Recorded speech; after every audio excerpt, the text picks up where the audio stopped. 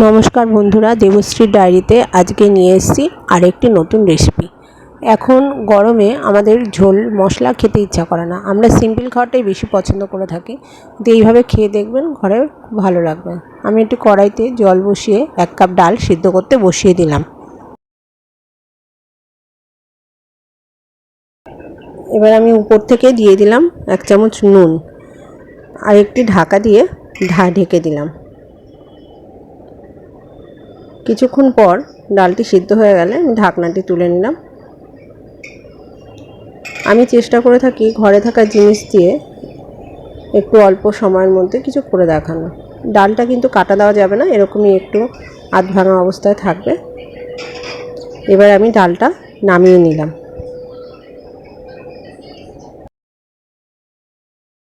ওভেনে আবার কড়া বসিয়ে কড়াটি গরম হয়ে এলে এবার আমি দিয়ে দেবো 1/2 কাপ মতো তেল।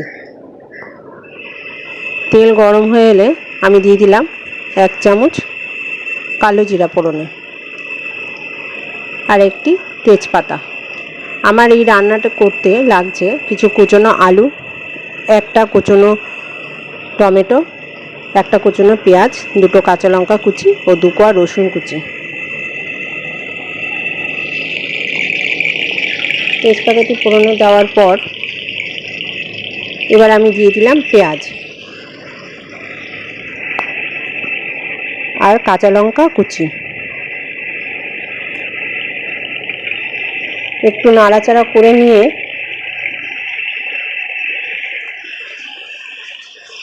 মোটামুটি পেঁয়াজটা একটু হালকা ভাজা হয়ে এলে এরপর আমি দিয়ে দেবো কুচনো আলু।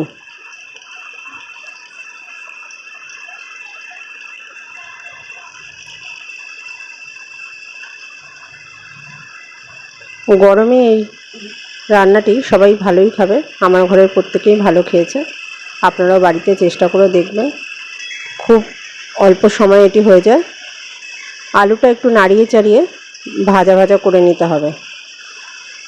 এবার আমি উপর থেকে একটা ঢাকা দিয়ে ঢেকে দেবো কিছুক্ষণ সিদ্ধ হওয়ার জন্য। কিছুক্ষণ পর ঢাকাটা তুলে আলুটা মোটামুটি সিদ্ধ হয়ে এসেছে, এবার একটু ভাজা ভাজাও হয়ে এসেছে, আর একটু নাড়াচাড়া করে নিতে হবে। আমি এখানে 2টো আলু ব্যবহার করেছি। এবার আমি দিয়ে দিচ্ছি টমেটো কুচি আর রসুন কুচি। এই 2 কোয়া রসুন দিলেই যথেষ্ট। এবার আপনাদের লোক সংখ্যা বুঝে আপনারা সেটা বাড়িয়ে কমিয়ে নেবেন পরিমাণটা। এবার আমি দিলাম 1 চামচ লবণ, 1 চামচ হলুদ, ভালো করে একটু নাড়িয়ে নিলাম। নুন হলুদটা ভালো করে গায়ে মাখা মাখা করে নিতে হবে। এবার আমি উপর থেকে দিয়ে দিব 2টো ডিম। 2টো ডিম ফাটিয়ে দেবো।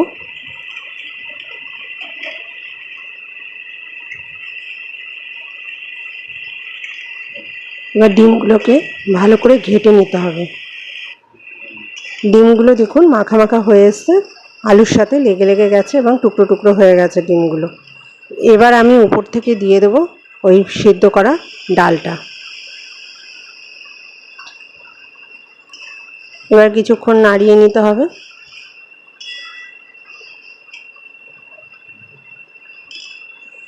কিছুক্ষণ পর আমি ফিরে এলাম, দিয়ে দিলাম ধনেপাতা কুচি আর 1 চামচ চিনি। চিনিটা অপশনাল, আপনারা দিতেও পারেন নাও দিতে পারেন।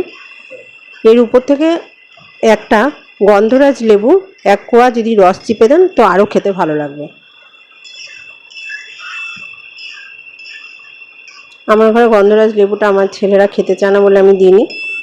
আপনারা অবশ্যই লেবুটা দেওয়ার চেষ্টা করবেন, আর একটু স্বাদ লাগবে। এবার আমার রান্নাটা হয়ে এসছে, আমি নামিয়ে নিলাম। এটি খেতে খুবই ভালো লাগে, আর গরমে তো বেশ ভালো লাগবে খেতে। এক তরকারিটা রুটি দিয়ে, ভাত দিয়ে, যে কোনো জিনিস দিয়ে ভালো লাগবে।